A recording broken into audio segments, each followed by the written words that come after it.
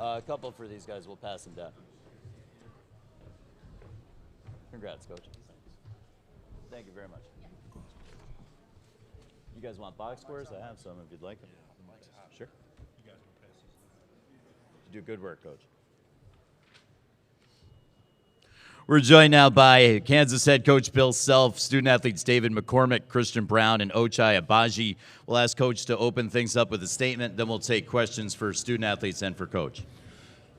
Well, I think that we came out ready to play, and it was kind of a little bit of a reversal, not near to the extent, but a reversal of 18 in that we really couldn't do much wrong there early, and we caught a few breaks and built the lead, and then you knew Villanova would make a run, and then we just kind of held on and responded. But I thought we played great. I thought we were disciplined defensively. I thought we stayed down on shot fakes basically for 40 minutes, and with the exception of defending the arc, I thought that we just played terrific. We're going to go front and center for our first question here this evening.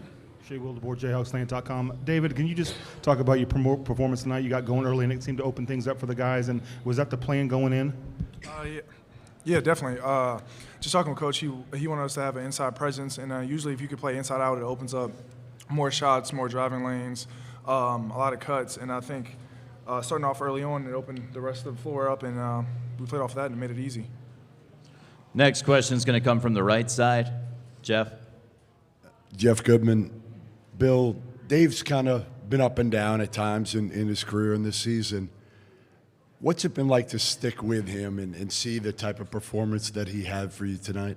Yeah, I don't look at it that way, Jeff, at all. Sticking with him, he was our guy from the jump, and I think so much of performance maybe has to do with things that the media and the public doesn't know about, and primarily health, and see how much this guy sacrificed just to be out there every day. He may do 2 to 3 hours of treatment every day just so he can be out there. So there was never a question of who our guy was, and I think he knew that too. No matter how frustrated maybe at times I could get, but he's our guy, and I've said all along he's the one guy on our team that can get 15 and 10 just by being a presence. And tonight he got 25 and 9. So he was fabulous. Next question is going to stick in on that right side, third row. Matt Tate, Lawrence Journal-World. Ochai, first possession tonight, it looked like you wanted the lob. They didn't throw it, and I wonder then how relaxed were you in that moment, because then you just calmly floated to the three-point line, smooth jumper, looked like an open gym type of situation. How relaxed were you tonight after that? Just in warm-ups and everything, having all the shoot-arounds, everything leading up to the game, just felt relaxed. Everyone on our team did, relaxed but still confident and ready to attack the game. Obviously, that play was open there, but just kept moving off the ball, and obviously my teammates were finding me tonight. We're going to stay on the right side and go to the second row. Billy. Ochai, can you just maybe reflect a little bit on just when you were a freshman and came to Kansas and kind of got used to, just even observing in your redshirt year of just what this was all about, of what it's like to have this, go from there to having this kind of night tonight? I think the expectations coming in my freshman year. Getting bounced out the second round, just seeing those expectations, from the year before when they made it to the Final Four. That's how it is here, and we like we always say, we come to Kansas for the games like this and then games like Monday. So just a great career here. I couldn't ask for better. Oh, my role. I mean, obviously my role's changed over the years.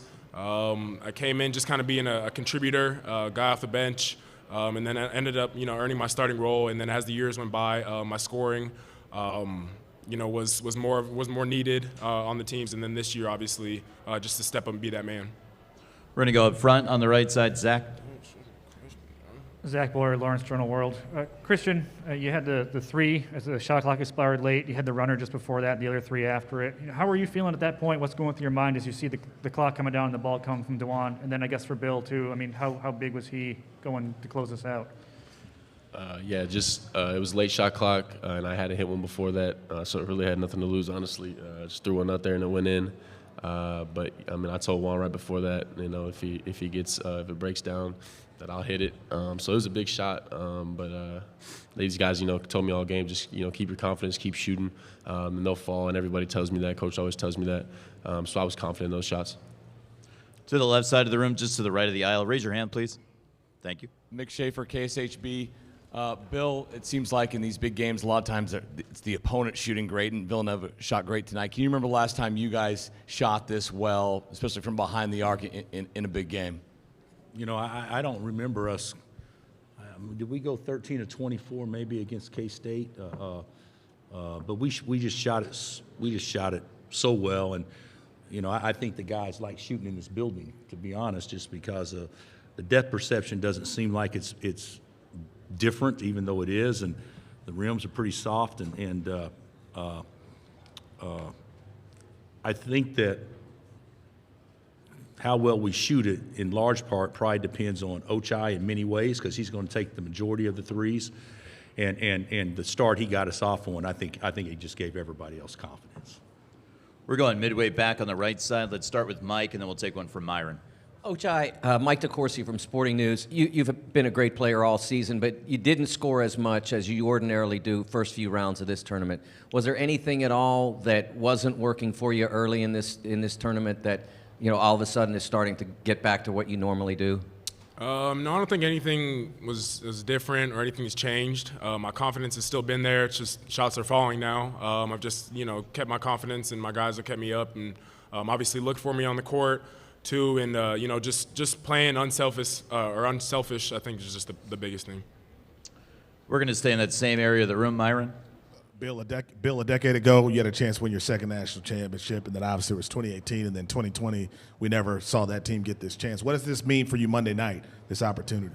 I think it does have some added value to me and the players, because there's no guarantees in this tournament. A lot of times, the favorites don't win, obviously, and so. But in 20, we had a team that was equipped to make a run. We were so good defensively, and we had enough scoring. I thought that was probably as prepared a team to do well in the tournament as any we've had. And I think that even though we haven't really talked about it like this, but these guys really haven't tasted what the NCAA tournament's all about, even though we had, a great team in 20. So I think there's been added value put on this one because of what we missed out on in 20. Our next question comes from the front row toward the left side. Thanks. Hey, Bill. Just the moment when Villanova closed at 6, I think, and that's when David had a rebound, and you guys worked it back into him. Just how much did that matter at that point with them closing fast? And I'll have one other.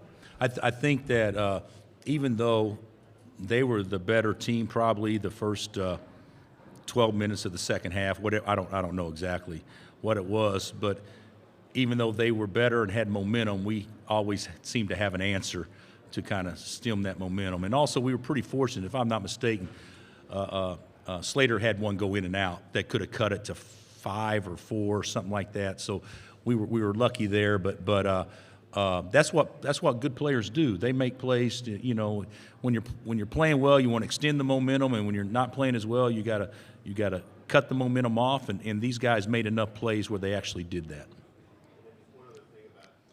That same microphone, front left, please. Sorry. Just how hard was it to keep them sitting the last 6:02 or whatever it was of the first half? And you guys had a pretty commanding lead, but I know you wanted to take care of the foul situation. Yeah, it wasn't. I didn't think about putting him back in with the lead though, like we had. We went in, I believe, up 11, and Mitch did fine.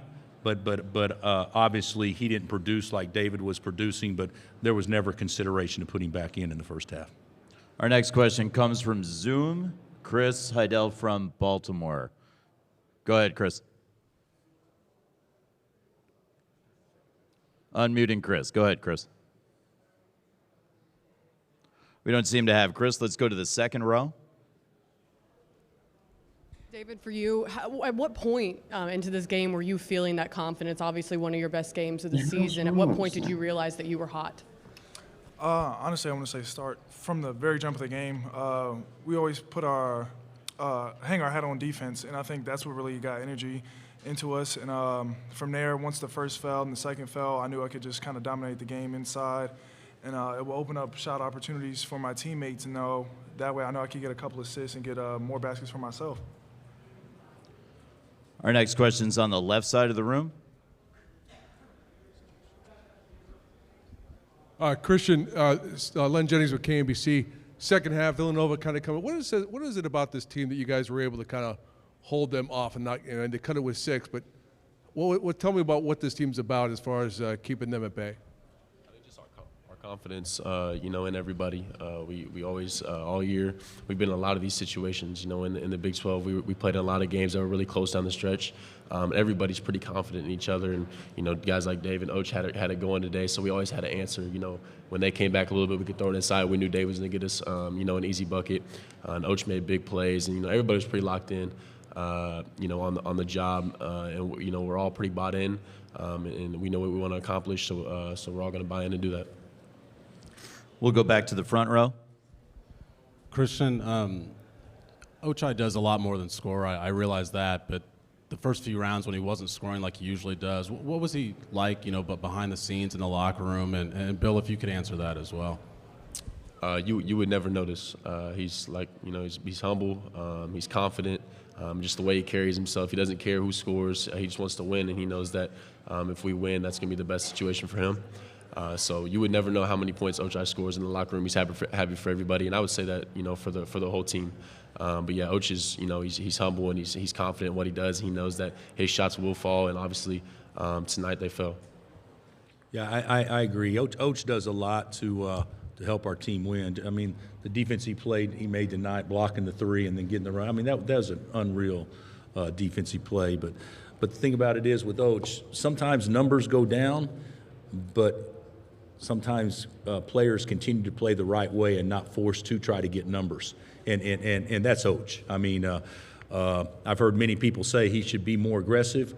Well, the way he was playing was the same way he was playing all year long, and he didn't need to change that, and he hasn't. And so, he's got to take advantage of his opportunities, and certainly we want him to shoot the ball every time he's got space. But I'm proud of him because he didn't feel like he had to because of expectations other people have on him.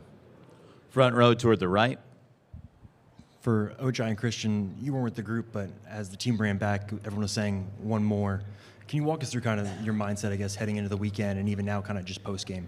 Yeah, that's just everyone's attitude. Even after this game, even after last weekend, the weekend before that, everyone's attitude was, on to the next one. Not looking too far ahead at, what's going on Monday, but just preparing for that moment and then just being present in it. Christian, same question. Yeah, I said the same thing, but we always talk about in the Elite Eight, we were saying, we come to Kansas for big games, but you don't come to Kansas to play in the Elite Eight. And then we win the Final Four game. We're saying we don't come to Kansas to play in the Final Four. We come to Kansas to win a national championship. And everybody has that mindset. So that's why everybody's saying one more. And that's before the tunnel. On the court, that's what everybody's saying is one more. So everybody's got the same mindset. Final question is going to come from Matt. Dave, you're a big raise the roof guy, we've noticed. I wonder where that comes from, and I want to know from Christian and Ochai, too. What does that do for you guys when you see him doing that? Dave first, and then Ochai, then Christian. Didn't that go out in style about 6 years ago? Say it every time, but I got teed up. I know that too. I definitely got teed up. You probably would have, knowing you. But no, just playing with a dunk dominant big Doak. That was his go-to, and then we always do in the field house. And Jayhawks travel, so I might as well just kind of keep that raising the roof energy going. I don't know what it does. I like it. It just brings energy to everyone. That's just his thing. We'd like to thank Coach Self, David, Christian, and Ochai. Congratulations. We'll see you back here tomorrow for some more questions and answers.